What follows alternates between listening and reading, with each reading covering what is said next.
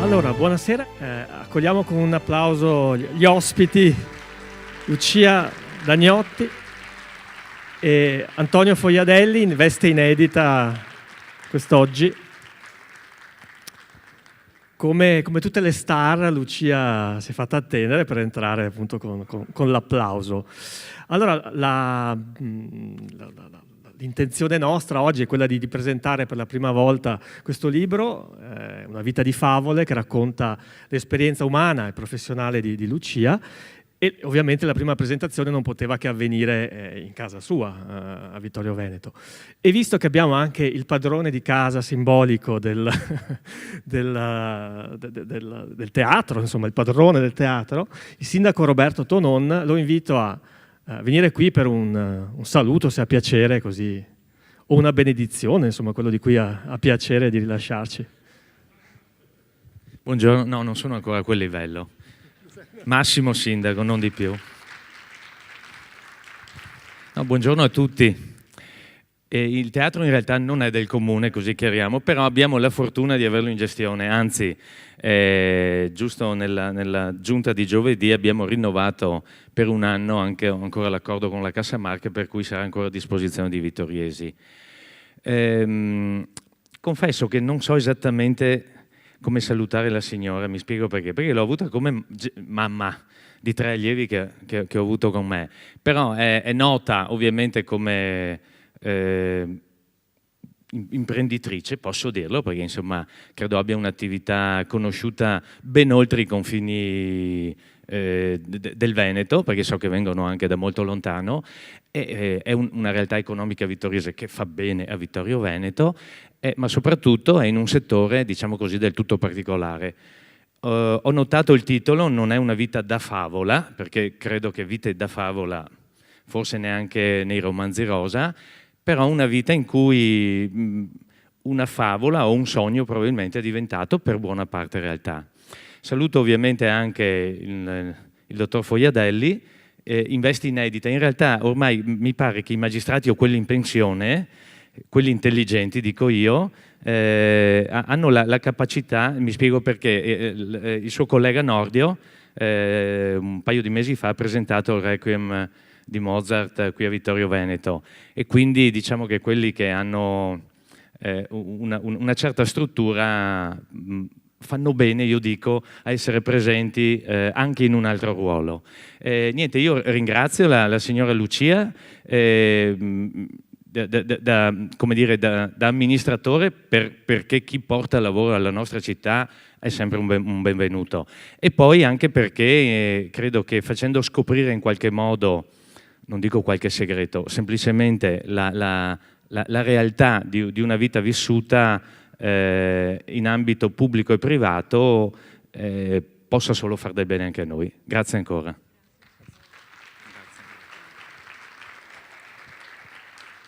Il sindaco ci ha ricordato che il dottor Nordio ha presentato il Requiem, invece noi oggi presentiamo qualcosa di molto vivo, no? Non c'è bisogno del Requiem per la nostra presentazione. Allora, io mi chiamo Alessandro Zaltrone e ho aiutato Lucia a scrivere la sua storia, una storia di cui mi sono molto incuriosito qualche anno fa, quando la figlia Prisca che è qui nascosta forse da qualche parte, eccola in prima fila, aveva accennato qualche episodio, qualche aneddoto. E siccome a me piacciono molto le storie belle delle persone che hanno successo nella vita, poi siamo riusciti a incontrarci. Ho presentato un mio libro che si chiama Cronache sentimentali a un evento organizzato da Favole, ed è stata un'iniziativa molto coraggiosa, perché in un evento in cui si presentavano abiti da sposa hanno invitato uno scrittore che è notoriamente contrario al matrimonio e a tutte le altre cose, quindi è stato un atto insomma, generoso e coraggioso. E partirei subito con una curiosità. Una delle cose che mi ha colpito di più quando abbiamo cominciato a lavorare a questo libro è stato il fatto che Lucia mi ha detto quasi subito: io a 5 anni avevo un sogno, no? Che è una cosa meravigliosa, così piccoli avere un sogno. E allora ti chiedo, oggi che sono passati un po' di anni, non diciamo quanti, da quando avevi 5 anni, l'hai realizzato questo sogno o ti manca ancora qualcosa? Il sogno dei 5 anni si è realizzato, per fortuna. Per fortuna, per tenacia, e ce l'ho fatta. Sono passati anche tanti anni, però vivo ancora questo sogno con un sorriso, perché quando una persona sceglie nella vita qualcosa di bello, di qualcosa che può realizzare, credeteci, perché questo, se ce la mettete tutta, ce la fate. Perché quando uno dico sempre, quando uno ce la mette tutta, ma proprio tutta, ce la fa. E quindi basta avere la voglia, la perseveranza, la tenacia, per poter appunto continuare. Ecco. Tra l'altro, prego.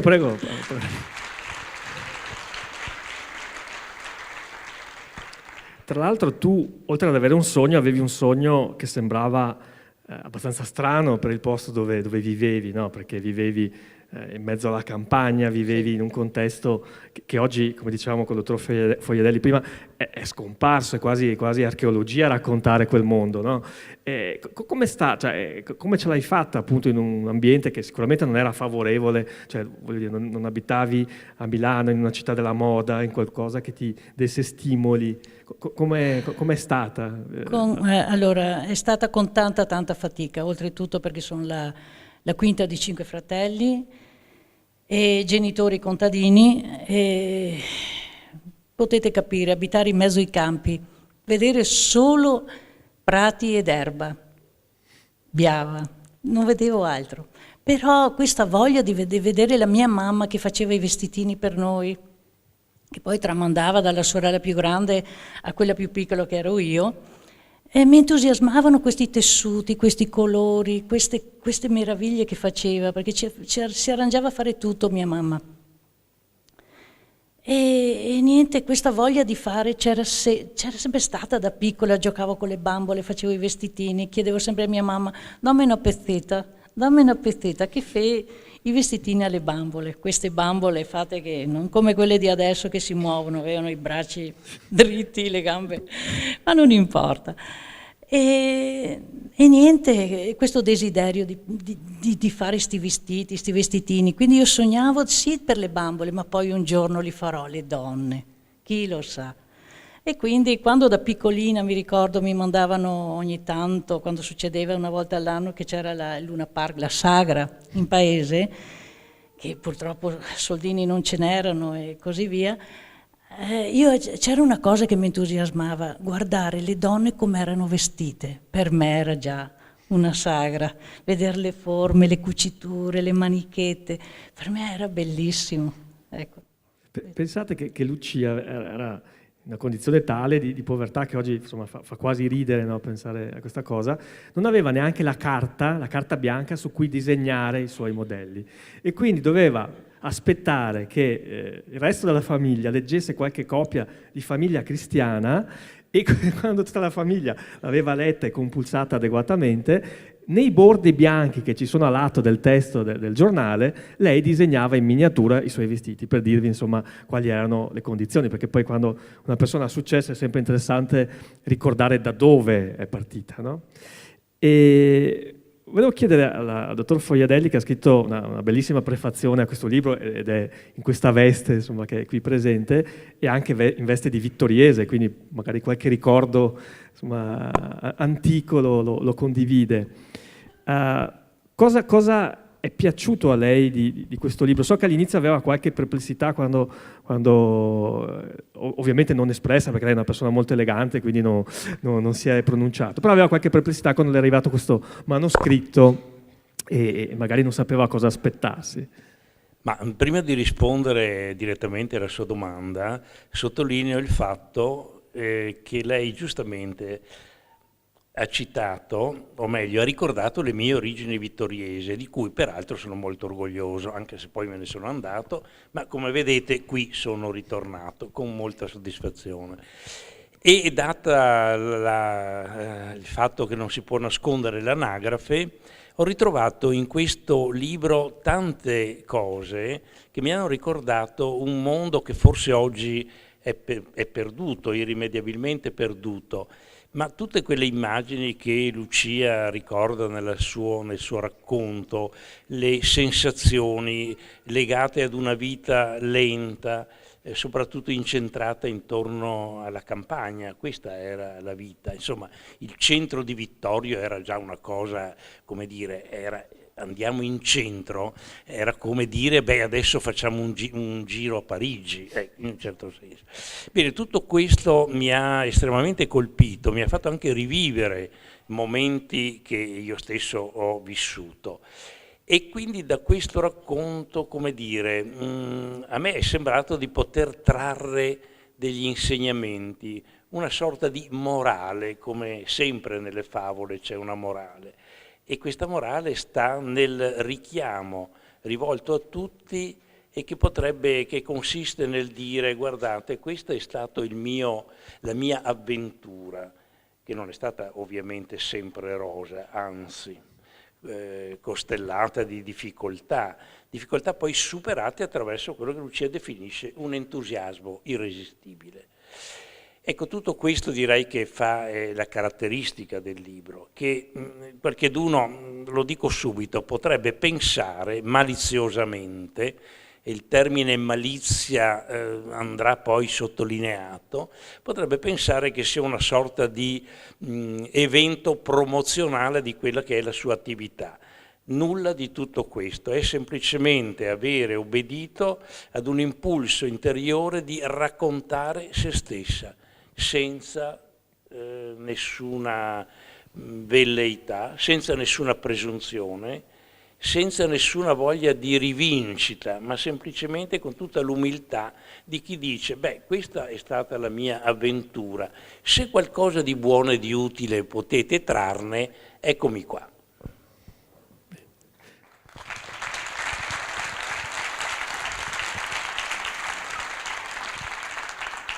Il libro, perché per chi magari l'ha già sfogliato, insomma avrà il piacere e la voglia di leggerlo, è suddiviso in tanti piccoli capitoli che raccontano le tappe fondamentali della vita di Lucia dalle origini, diciamo, ai giorni nostri.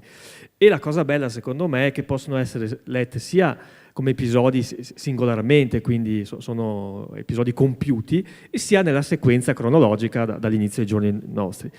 In mezzo, fra un racconto e l'altro, ci sono a volte delle pagine di diario, cioè sono delle pagine in cui Lucia dà sfogo ai suoi pensieri, alle sue riflessioni, e quindi questo fa da contrappunto al racconto dei vari episodi. Tornando, Lucia, al tuo esordio, diciamo, tu hai questo sogno, cominci ad allenarti con il materiale che hai sotto mano, però a un certo punto, dopo tanta fatica e tanto impegno, riesci ad avere la tua piccola botteghetta e ti si pone il problema di costruirli questi abiti da sposa, cioè li hai tanto sognati, tanto desiderati, tanto pensati nella tua testa, però devi costruirli.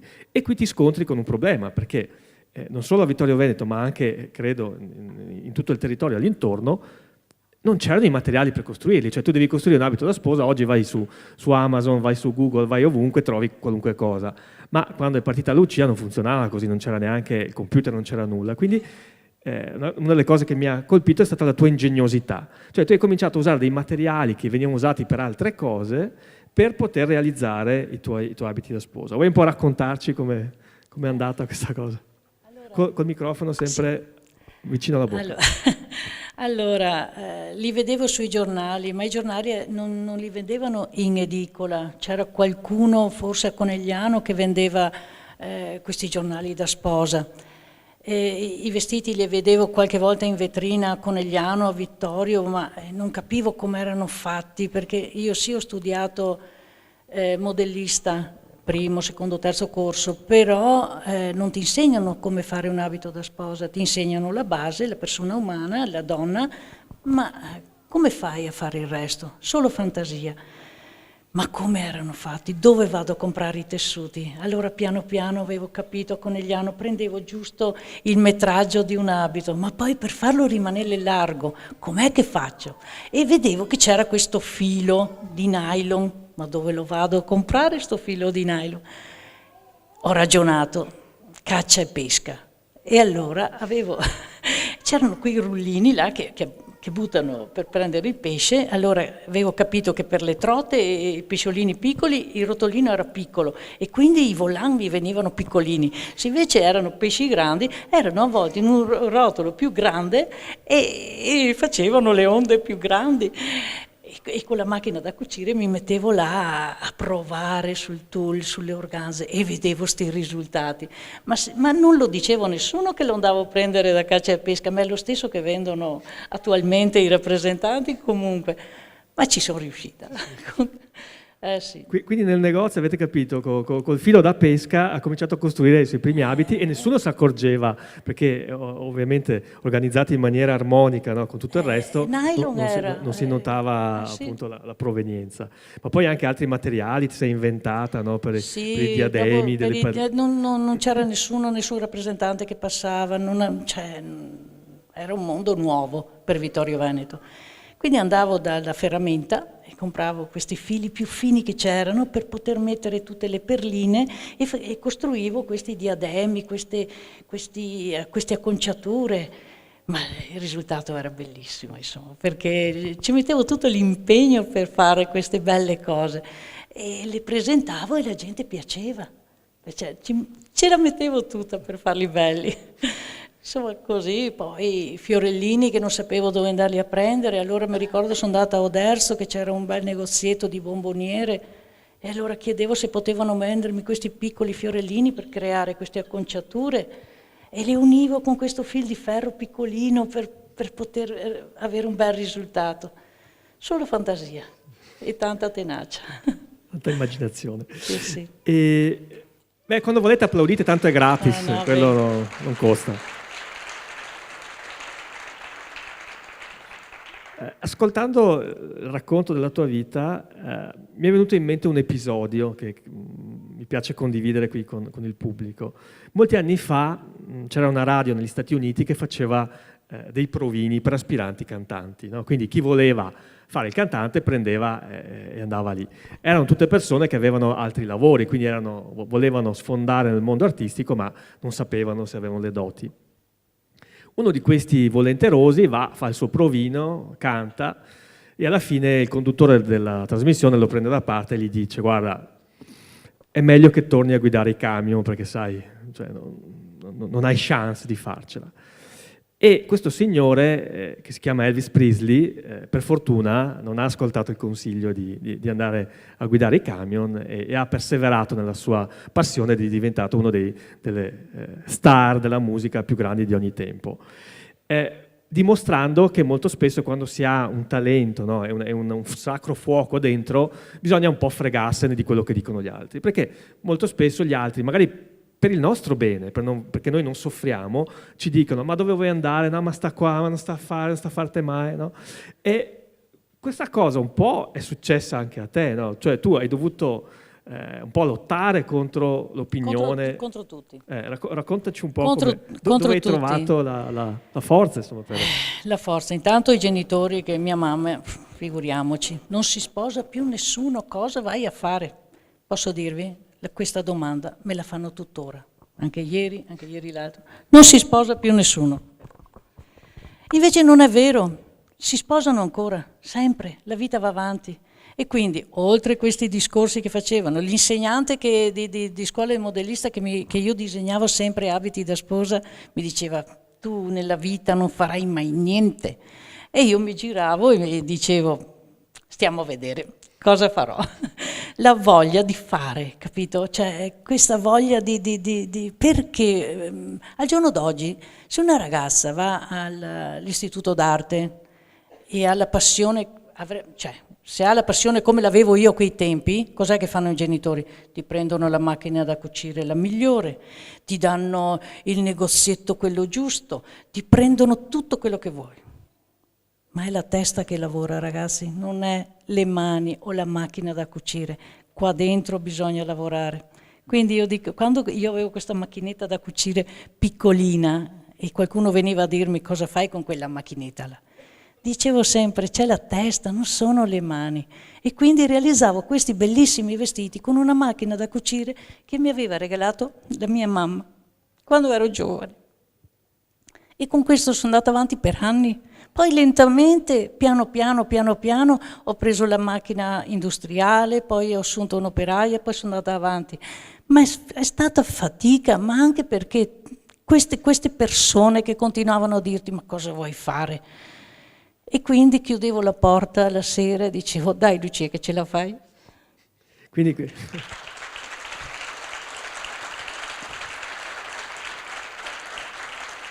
possiamo dire che più gli altri ti dicevano non ce la farai mai e più tu dicevi voglio farvi vedere che sarò in grado, no? Sì. Cioè, il racconto poi della tua stessa mamma, no? Che all'inizio era molto scettica perché non capiva sta ragazza con i grilli per la testa, però poi quando tu hai fatto la tua prima sfilata proprio qui in piazza, lei era in prima fila, no? È stata la prima ad arrivare, quindi... Sì, era orgogliosa di me, però non me lo diceva mai.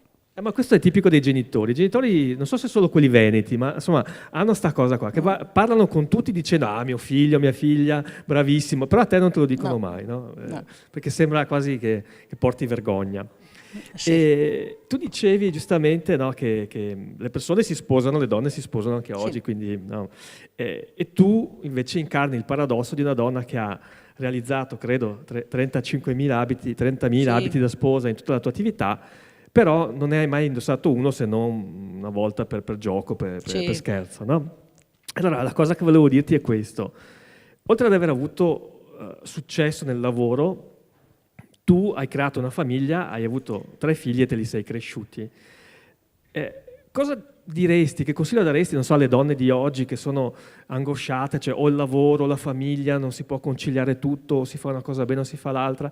Tu hai dimostrato, in un certo senso, che da autodidatta sei riuscita ad avere successo nel lavoro, però anche a crescere dei figli che, insomma, tutto sommato non sono neanche dei criminali, perché sennò appunto il dottor Fogliadelli li avrebbe magari così indagati, e delle persone per bene, no? Quindi qual è stato il segreto? Cioè, come si fa a conciliare questi 2 ambiti? Io ho avuto un gran esempio dai miei genitori, quindi vedendo mia madre che lavorava giorno e notte con questi figli, secondo me dicevo, se ce l'ha fatta lei, perché io non ce la faccio, giusto? Poi calcolavo sempre che le ore della giornata sono 24, 8 si lavora, 8 si dorme e 8 sono per te.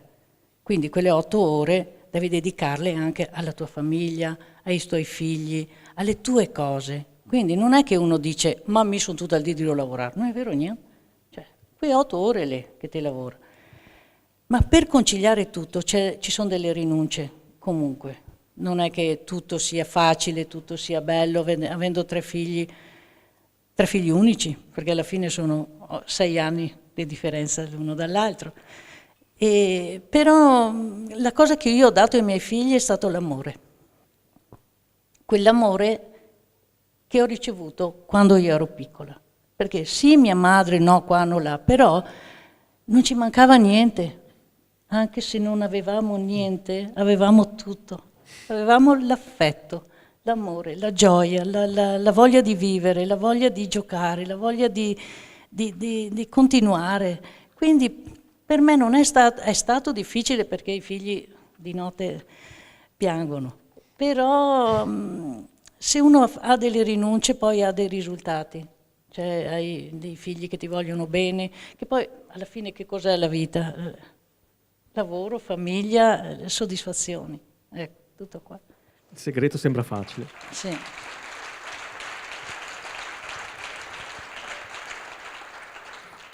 Scusatemi che sono un po' imbarazzata, perché vedendo io non parlo mai davanti a un ma sai, con tutte le persone oggi finte, no, che sui social fingono di essere quello che non sono, trovare una persona che esprime le sue emozioni, i suoi sentimenti, credo che sia veramente un grande successo, no? Vedendo tanti genitori che appunto sì, hanno dei figli, dico sempre che purtroppo sono dei pacchi, maneggiare con cura, fragile, con figli. I miei invece devo dire che sono stata una chioccia, ecco. Li hai maneggiati con cura ma senza sballottarli, ecco, mettiamo così. E volevo chiedere al nostro prefattore, visto che diceva che ci sono alcuni insegnamenti che si possono desumere dall'esperienza, dalla vita di Lucia. C'è qualcosa che le è piaciuto in particolare? C'è qualche... Ma, guardi, credo di averlo già detto e l'ho anche già detto alla Lucia, la quale ha fatto riferimento alla sua famiglia. Quello che quando leggerete questo libro troverete delle immagini che Lucia descrive, o meglio Lucia attraverso Alessandro, che ha scritto materialmente il libro, traccia con una sorta di nostalgia. E quello che emerge, almeno dal mio punto di vista, è il valore che viene attribuito alla famiglia come tale. Ci sono delle pagine, quando si parla ad esempio del papà Emo, di mamma Iole, eccetera, che sono quasi commoventi perché ne emergono queste figure, forse chissà se oggi esistono ancora, ma queste figure che in tutta umiltà pensano soltanto al bene dei figli, al bene della famiglia, ma senza rivendicazioni, senza lamentarsi. Questa mamma che oltre a accudire questi figli, non uno, ma più figli, lavora nei campi, lavora la sera lavorando all'uncinetto, lavorando a maglia, quindi instancabilmente, senza mai una parola di lamentela. Io vorrei dire, forse oggi non è un esempio più proponibile, però è qualche cosa che deve farci riflettere. Ecco, in questo senso lo dico perché questa riconoscenza che bene o male Lucia dà ai propri genitori è un omaggio che secondo me è estremamente bello, estremamente interessante. Magari pensavo tra me e me qualche volta avessimo ancora questo senso della famiglia e questo richiamo a dei valori che potremmo anche chiamare antichi, ma non per questo meno validi.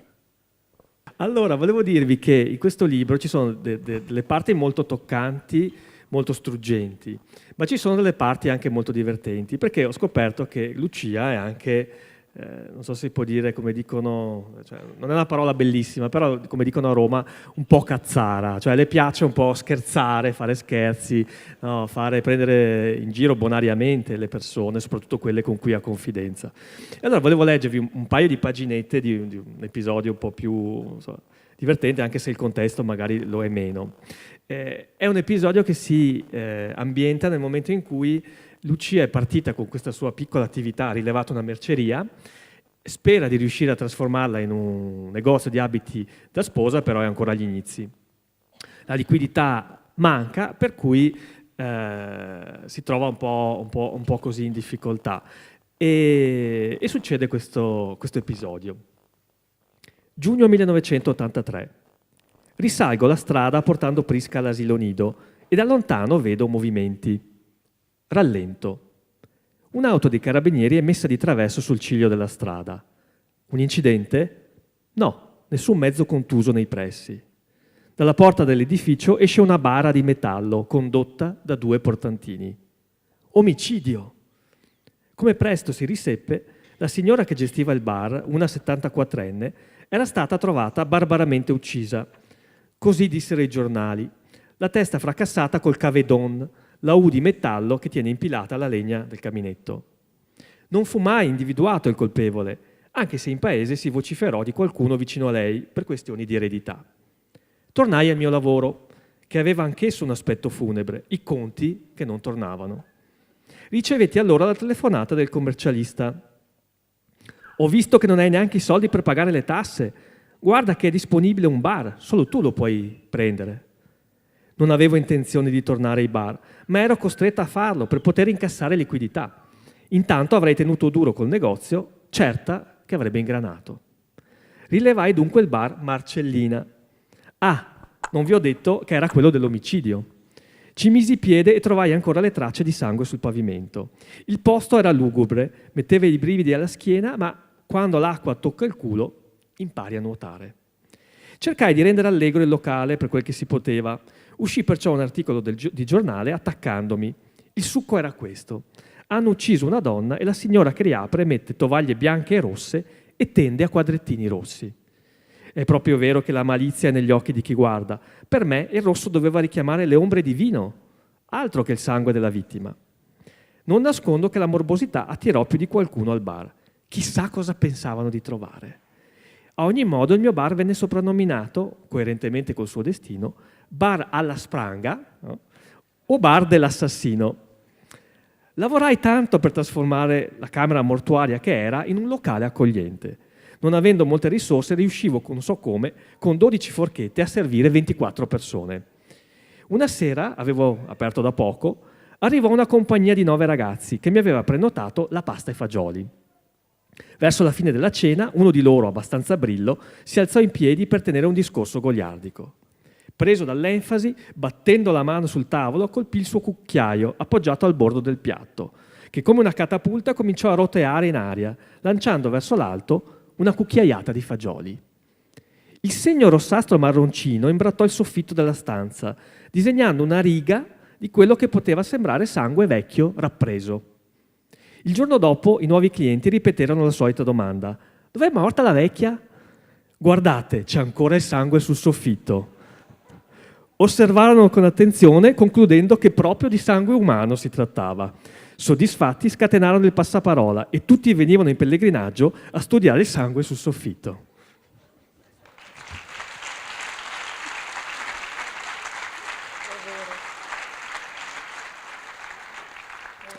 Ecco, questo è un episodio un po' macabro che però fa emergere, no, anche la vena così umoristica. Dovevo sempre creare qualcosa di allegro, perché anche in un'attività tipo il bar bisogna sempre avere qualche attrazione per portare gente, perché te deve vivere, Tu tra l'altro ti sei inventato una serie di cose, perché appunto Lucia prima di approdare all'atelier e per avere anche i soldi per avviare l'attività ha gestito diversi bar in zona. Quindi tu ti sei inventata anche degli escamotage per attirare, no, il pubblico. Ne ho combinate tante, ma tutte gioiose, tutte diciamo scherzi semplici, scherzi da bambini. Raccontaci, ecco. lei appunto ha realizzato, ha fatto molti scherzi così simpatici sia nel bar che poi nell'altra attività sua principale. Non so, quello che ti è piaciuto di più, quello che, non so, così, per dare un'idea anche al pubblico di... Ma diciamo che al bar si scherza, si ride, ma poi anche quando lavori in un atelier che tutti ti vedono sempre, devi essere perfetta, devi essere... E quando ero in laboratorio a me piaceva ridere anche, no? E arrivavano i rappresentanti, camionisti, che rompevano anche un po' ogni tanto, no? E un aneddoto, qual è che ti è colpito? Provo a ricordare. No, beh, ha fatto ridere tutti perché appunto la tua vita è stata un'alternanza di momenti tragici, sì, no? sì. E comici. Perché dovevo dare allegria alla vita, perché sennò diventa monotona. E niente, veniva sempre un camionista con le scarpe sporche, i guanti, buttava i guanti e poi andava a chiacchierare con le operaie, no? E mi dava fastidio. E a un certo punto un giorno ho preso un po' di spilli che ho messo dentro nei guanti, e questo quale partì, ma non l'ho più visto.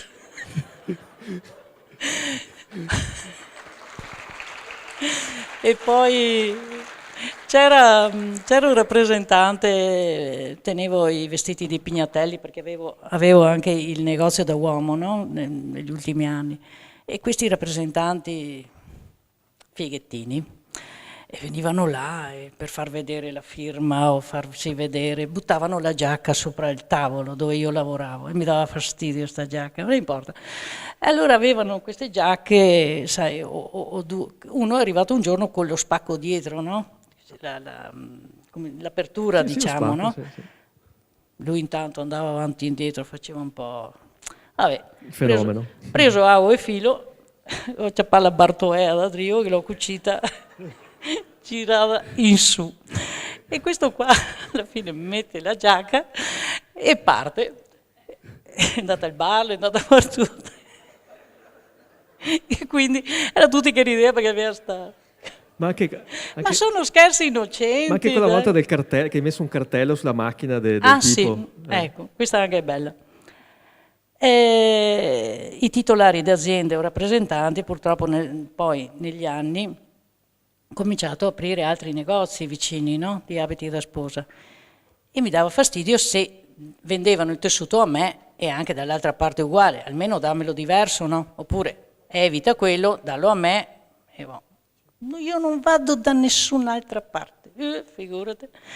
Allora veniva lì con questo furgoncino. No, mi raccomando, se prendo questo tessuto non voglio vederlo poi in vetrina del mio concorrente. Non c'è problema. Bene. Ho fatto un bel cartello grande, ho scritto in rosso in grande: sono stato alle favole. Così che se anche andava dall'altro, vedeva che lo stesso discorso che facevo io lo facevano anche gli altri, no? Non si accorge del biglietto, parte. Ma bello grande. Va verso casa, verso Somma Lombarda, si ferma a Verona a far benzina. Il benzinaio lo guarda e fa: ti sei stata ai favole? Ma mi sono stata a Garda,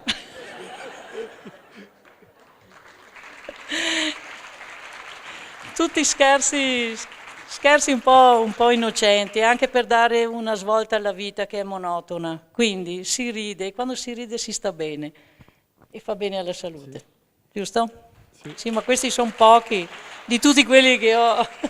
Devono comprare il libro per leggerli tutti, se no mica li possiamo svelare così. No, ci sarebbero tante cose da scrivere, però purtroppo il signor Zaltrò mi diceva accorcia, perché sennò diventano troppe pagine. Va bene. No, perché in realtà io stavo già pensando al sequel, no? Il libro successivo. Se diciamo tutto qua, non c'è più niente da dire dopo, no? E questo è il concetto, no? Quando qualcosa è successo, poi si pensa al capitolo 2. Quindi Lucia, l'avete capito, insomma, forse molti di voi la conoscono, ha questo animo che da un lato malinconico e dall'altro gioioso. E nei momenti così di malinconia o quando sei giù di morale, tu hai un rimedio abbastanza sicuro, che è rivolgerti alla natura, giusto? Sì. Cosa succede quando sei un po' così? Parto da sola e vado sulle nostre montagne qua vicine. Mi prendo una sdraietta, leggo un libro, scrivo e lì sto bene. Però da in alto, di solito vado in Pian dei Grassi verso il Visentin e dall'alto guardo giù tutto Vittorio Veneto, a volte si vede il mare, è bellissimo. E quando sei in crisi o hai dei problemi e così via, guardi giù e vedi le case così piccole e dici: ma ora i problemi sono piccoli, non sono grandi.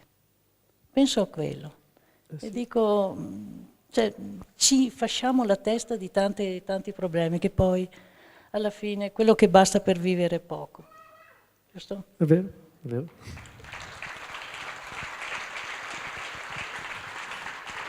Però succede che a volte andando in montagna accadono delle cose un po', delle disavventure, no?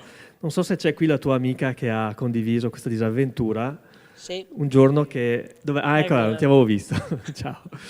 Un giorno che avete deciso di andare appunto in montagna a Funghi, giusto? Sì. E cosa è successo quella volta? Che siamo cadute, siamo finite... No, ma raccontala bene, cioè no, così... Dai. Dai, la leggeranno, dai. Era l'unica cosa che appunto avevo le costole rotte, lei era rotta anche lei, ferita un polmone, perché siamo cadute. Mi sono trovata che la testa funzionava, le braccia anche, e ho pensato in quel momento che ero distesa là, che non riuscivo a alzarmi perché ero tutta rotta. Ma le mani e la testa funzionano. Ho pensato come andare a lavorare qua carrozzina. Questo... Perché pensavo che da sotto il laboratorio ce la facevo. Cioè la voglia di far tutti i giorni. Quindi lei aveva già, in questo momento drammatico che leggerete, no, in cui lei pensava già di essere rimasta paralizzata, non era preoccupata solo per quello che stava succedendo, ma pensava come avrebbe potuto lavorare nelle nuove condizioni. E poi è successo che quando ti vedevano in giro per il paese ti dicevano, perché è uscito poi l'articolo con la foto, no, in grande sui giornali locali, e quando ti incontravano ti dicevano: ma è quella dei funghi? No? Sì, ecco. Sempre. E poi la cosa divertente è che quando le due amiche sono finite in ospedale, i medici si sono rifiutati di metterle nella stessa stanza, perché ha detto: se insieme avete combinato sto casino è meglio che vi teniamo in stanze separate, giusto? Giusto. Dei compagni di merende. Sì. E così. Senti, dicevamo prima appunto dei figli, dell'educazione che la più grande lezione che hai dato loro è stata quella dell'amore, sostanzialmente. Ecco, però parlando con loro, perché per realizzare questo libro, oltre che con Lucia, ho parlato anche con altre persone, in primis i figli. Loro mi hanno raccontato, abbiamo qui, ecco, vedi, un bambino protagonista, vedi? È una vittima di Instagram. Sono già protagonisti in giovane età. Vuoi lanciare una freccia? Sì, non contro di noi, bravo, bene. Dicevo, a proposito appunto di bambini e di educazione, che i tuoi figli mi hanno raccontato vari insegnamenti che tu hai dato, non tanto dando il comandamento o enunciando, ma in casi concreti e specifici, no, dicendo loro qual era il modo di comportarsi e qual era, no, il modo giusto di agire. Ai genitori di oggi, no, che abbiano dei figli piccoli, tipo questo che non riusciamo a placare, che consigli daresti, Lucia? Cioè, se uno diventa genitore, quali sono i consigli, cioè le cose più importanti da trasmettere loro? Consigli non si possono dare perché non esiste scuole di genitori. Ognuno ha un carattere, ognuno ha... È quello che tu senti dentro, è quello che tu provi verso un figlio, quello che tu hai quello che hai ricevuto dai tuoi genitori e che puoi trasmettere, ma non saprei cosa dire. Amateli più potete. Questa è la...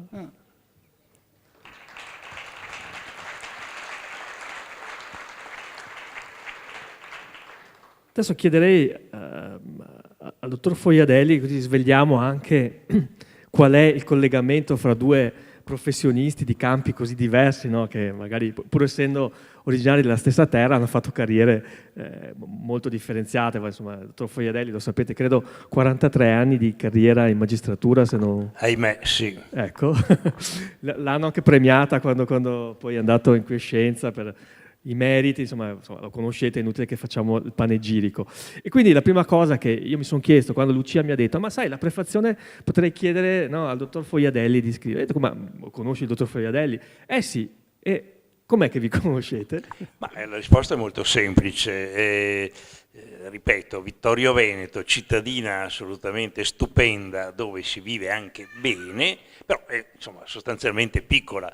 Più o meno ci conosciamo, e se non ci conosciamo per via diretta, per via indiretta o per qualche maldicenza o per qualche apprezzamento o per qualche altro motivo, alla fine il cerchio si chiude. Quindi qui dobbiamo ovviamente dire delle cose personali. Una volta andato in pensione e vedendo lentamente esaurirsi i vari impegni e poi rifiutandoli francamente, perché come dice lei, dopo 43 anni uno dice beh, lasciatemi un po' in pace. Ebbene, ho ripreso quello che era un vecchio sogno, una vecchia mania di ragazzo, quello di dipingere. E allora accade che mi informo e ci ritroviamo nella stessa scuola di pittura, possiamo anche dire quale, quella di Giovanni Bett, che è figlio di un mio compagno di scuola. Ecco, quindi vedete che il cerchio è sempre piccolo. E così ci siamo conosciuti, ovviamente si scambiano delle battute e naturalmente devo dire subito, lei è bravissima, io mi limito a fare qualche spegasso, come si dice in dialetto. Ecco, e quindi su questo non c'è competizione, né io vorrei assolutamente intraprendere un simile confronto. Questa è stata l'origine della conoscenza. E poi Lucia mi ha chiesto ovviamente cosa ne pensavo di fare una prefazione a questo libro. Naturalmente lette le bozze e apprezzato nel contenuto, ho detto ben volentieri lo faccio. Ho detto 2 o 3 parole che leggerete, nulla di più. Però io a proposito di Vittorio, della malizia, di certe cose, avevo anch'io una domanda maliziosa da fare alla Lucia, ed è questa: non è, magari senza saperlo, in fondo hai scritto tutto questo anche per toglierti qualche sassolino? Anche. Forse anche, ma più che altro quando scrivi ti liberi, ti senti bene, c'è qualcosa di scritto, puoi dimenticare nella mente ma poi rimane nei fogli. Quindi quello che rimane lo rileggi poi e dici guarda te, che a volta, perché da piccola ho sempre scritto, quindi ci sono cose ancora... ma forse l'ho fatto anche per dare degli esempi buoni ai miei figli, ma anche per chi lo legge. Quando sento le donne che dicono mammi non ve a fare pi, mammi sono straca, mammi qua, mammi là. Ma Dio, si legge qualcosa di quel che l'è scritto qua, di sicuro cambia idea. Cioè, io devo dire, sono stanca ogni tanto, sì, ogni tanto, ma la maggior parte la vita mi piace talmente tanto che non mi annoia, ecco, non mi annoia. Dai. Diciamo che la Lucia è stata generosa nel suo racconto, però un episodio così mi ha molto divertito. Quando all'inizio si rivolge, ovviamente, come tutti coloro che iniziano una certa avventura imprenditoriale, si rivolge a chi? Alle banche. E si sente rispondere quello che sappiamo perfettamente. Ma come? Lei chiede dei soldi che non ha niente. Beh, vengo qui proprio perché non li ho per averli. E poi nel suo racconto si legge che nel momento in cui la sua impresa si avvia, arriva ad un certo livello di successo e quindi nel momento in cui di quei soldi non ha più bisogno, i funzionari piombano a offrire ovviamente i loro servizi. Anche questa è è un episodio scontato ma divertente, come tanti ce ne sono nel libro. Beh, voi sapete che le banche prestano i soldi a chi dimostra di non averne bisogno, no? Quindi è un po' questo il paradosso, mentre dovrebbero darli a chi ne necessita, no? Perché deve partire. Quindi da questo punto di vista è vero, insomma.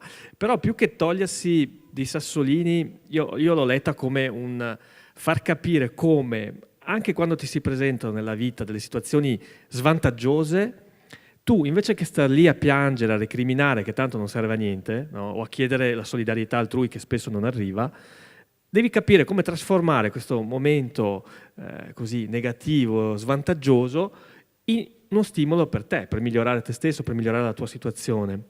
E quindi quando Lucia, che è una tipa testarda, seppure sotto questo aspetto buono e gentile, ma è una molto tosta, si sente dire noi non ti diamo i soldi, a lei scatta subito l'embolo e dice farò a meno di voi, ma farò a meno di voi per sempre, non solo adesso che ho bisogno di voi, no? Quindi hai saputo trasformare anche un episodio negativo che non andava a tuo favore in qualcosa che comunque ha fatto scattare un livello superiore di volontà.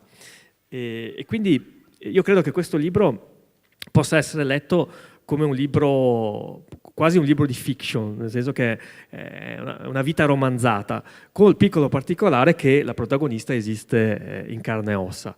È un libro che non contiene recriminazioni, nel senso che anche le cose che non sono andate bene sono un po' raccontate, ma non con la volontà di lamentarsene. Cioè, Lucia non è una che sta lì a piangersi addosso, anche perché penso che la sua idea sia che serve a poco riversare sugli altri no, le cose negative, lo schifo.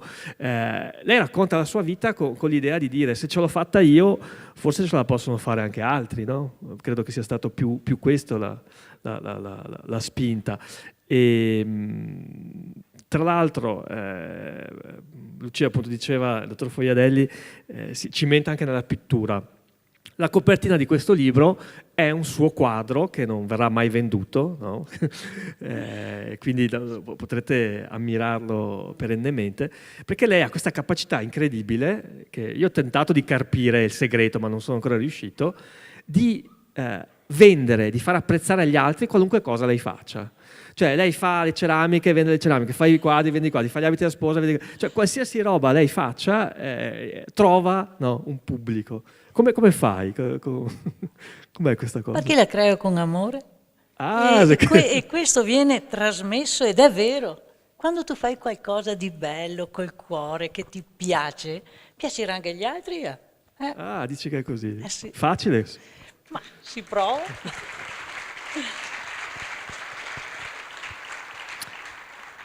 E a proposito di cose belle, tu hai creato veramente migliaia e migliaia di abiti, uno diverso dall'altro, no? Sì. Ce n'è uno in particolare che ti ricordi, insomma, di questi 35 anni di attività, o perché è stato importante, o perché era particolarmente bello, particolarmente riuscito? C'è qualcosa di... Allora, magari io sognavo una famiglia, oltretutto, cioè, la sognavo. Ho avuto delle sfortune, purtroppo, e lo leggerete, perché faccio abiti da sposa, non sono mai stata sposata. Questo lo leggerete. Quindi gli abiti che io faccio li creo sempre con qualcosa che ho dentro di me, per fare belle gli altri, perché forse in me non c'è stato. Però tutti gli abiti che ho fatto hanno qualcosa di meraviglioso. Con l'aiuto poi delle mie collaboratrici, che per 20 anni ho sempre tagliato io, poi adesso ho l'aiuto anche di una signora che è qui presente, la Rosa, che ha delle mani meravigliose, che mi dà una mano. E i miei figli, oltretutto. Ma questi abiti non avrei ricordi di uno in particolare, perché sono tutti belli, ma quello che sarà più bello dovrà essere quest'anno, il 2 di giugno, si sposerà mia figlia, la più piccola. E quindi sono là che ormai penso come farlo, e quindi per me deve essere un abito meraviglioso. Ecco, tutto qua. Sì. Bene, fare un po' dai. Quello sarà il più bello, però il più forse importante è stato il primo. Ci racconti com'è? Il primo vediamo... che l'avete visto anche qua che gira sul monitor. E mi ricordo che questa mia amica mi fa: io mi sposo, vorrei che tu mi facessi l'abito. E mamma mia, che bello! Dai che mi mette, è andata via, la comprai il tessuto e l'ho realizzato, e le ho realizzato anche il cappello uguale e così via. E mi ricordo quel giorno mi sono diplomata modellista, era il 21 di luglio del 1977. Ero felice perché avevo la prima sposa e sono andata appunto a fare l'esame di modellista. Bei voti, quindi ok. E mi ricordo che non ho neanche voluto soldi, mi ha regalato un panda piccolino. Pensa a te, per la fattura, per la confezione che gli avevo fatto, insomma. E quello è stato l'inizio di tutto, Sì, diciamo. sì. Anche... Sì, e poi lentamente altri e così via. Poi c'è stata anche una vigilessa, forse hai fatto, Sì, no? sì, sì. La vigilessa del paese che insomma... Sì, avevo fatto diversi vestitini. È così, sempre una cosa che hai nel sangue, che hai... Però devi conciliare, per quello che noi parliamo molto della famiglia, devi conciliare sempre. Io a casa ho una bilancia, che è fatta, quelle di una volta. E quella della giustizia? La bilancia della giustizia? Non lo so, giusto? le bianze, quei codoppiati. Che bianze è? Non lo so. E quando mi dicevano come fai a farcela, come fai Lucia con 3 figli, con il lavoro, e ora dicevo sempre, no?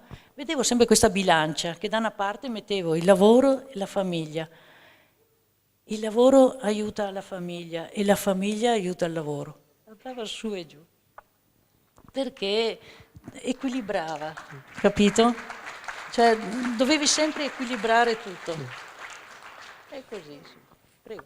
No, una cosa che devo dire che mi ha colpito, anche dell'insegnamento che sta benedetta Lucia contiene e dà nel suo libro, e quando dice bisogna, anche nei momenti più disperati, non rinunciare ad andare alla parrucchiera, perché bisogna sempre presentarsi bene esteriormente, presentarsi con un sorriso, eccetera, eccetera.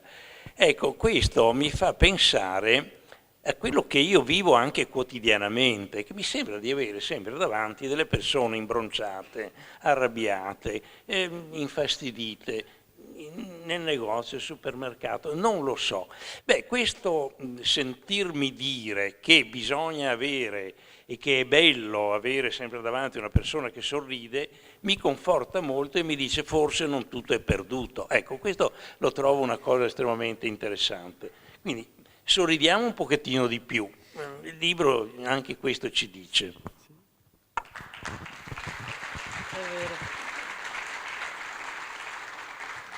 Anche perché se non piaci a te stesso, come fai a piacere agli altri, no? Come fanno gli altri a trovare qualcosa di piacevole in te se tu ti trascuri, ti malinconisci, no? Ti presenti in maniera triste agli altri. La vita diventa brutta.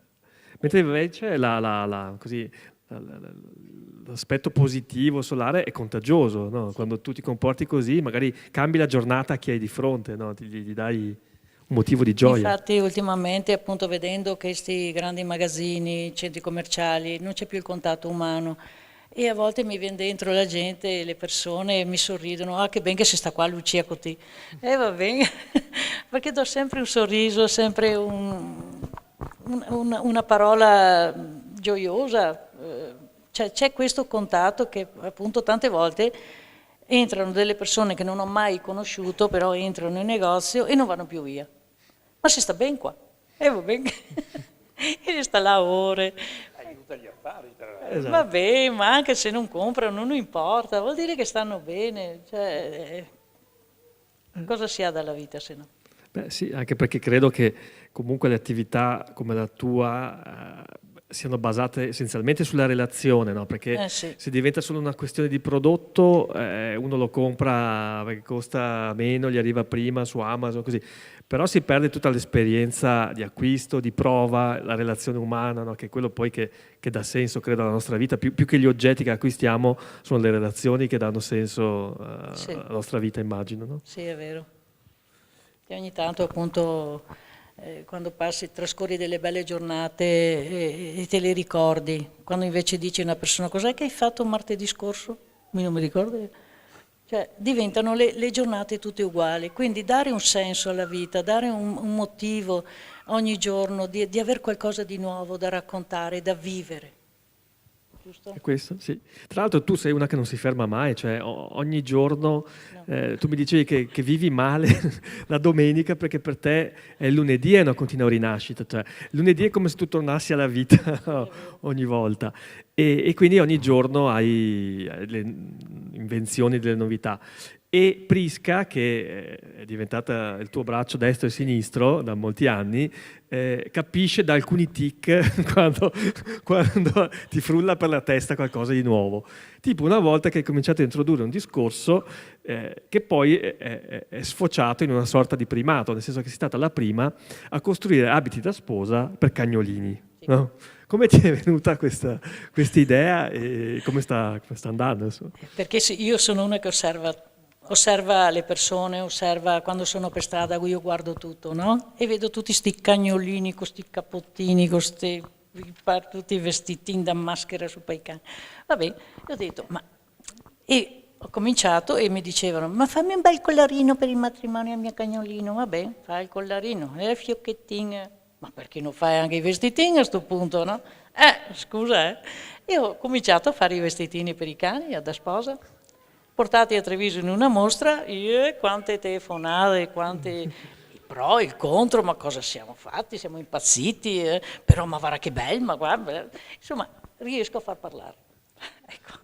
Quindi la caratteristica... Beh, andate pure, non voglio...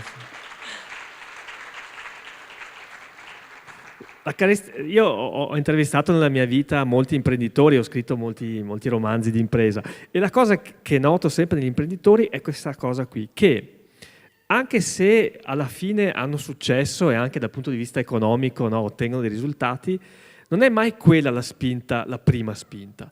La prima spinta è sempre fare qualcosa di meglio per assecondare il proprio demone, no? C'è una forza dentro che ti spinge continuamente a fare e a alzare continuamente l'asticella. Cioè anche se tu ti puoi considerare arrivata, no? Aver raggiunto un'agiatezza, una soddisfazione, eccetera, però non basta questo, perché non hai lavorato solo per i soldi, non era quella la spinta primaria, era tentare di fare sempre qualcosa di più, qualcosa di meglio. Sbaglio? O... No, è vero. Difatti io quando creavo i primi abiti da sposa non pensavo al guadagno.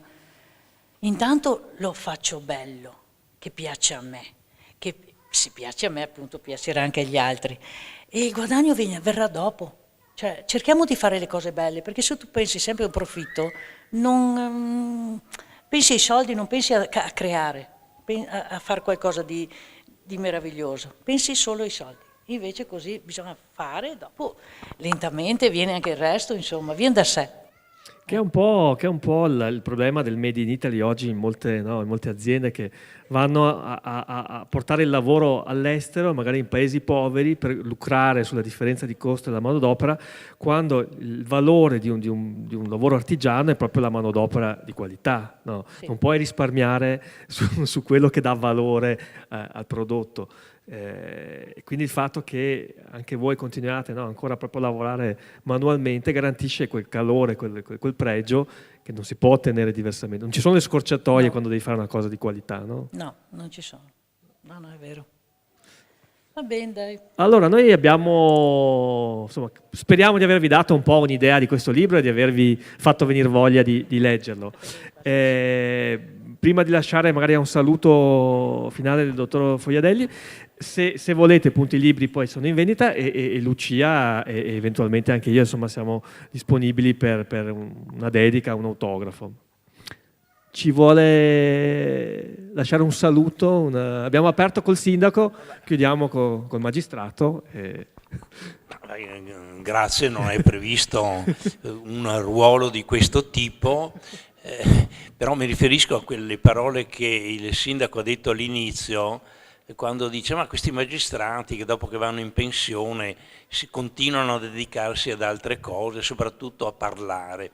E mi era venuta voglia di rispondere al signor sindaco: guardi, probabilmente è una sorta di sfogo dopo che per tutta la vita professionale siamo stati costretti ad esercitare quell'arte molto difficile, più della parola, che è il silenzio. Allora a questo punto ci sfoghiamo un poco per tutto quello che abbiamo dovuto tacere. E quindi, a parte questa battuta, io non posso fare altro, ma ovviamente ringraziare il signor sindaco innanzitutto, l'assessore Uliana, che hanno voluto essere presenti, e questo pubblico molto numeroso e stupendo che ha partecipato, mi sembra di capire veramente in maniera attiva ed anche entusiasta, a questa presentazione. Detto questo, non ci resta che cosa? Che augurare a Lucia non tanto il successo del libro che andrà da solo, quanto un'ulteriore e non spenta voglia di fare, ecco, perché questo è l'incitamento migliore, qualunque sia l'età. Ovviamente in questo caso parlo per me, ahimè, però non ha importanza. Finché c'è vita ci deve essere voglia di andare avanti, di costruire qualcosa, non importa cosa, ce lo inventiamo di notte e la mattina cominciamo a realizzarlo. Grazie a tutti. Grazie a tutti, buona serata. Grazie.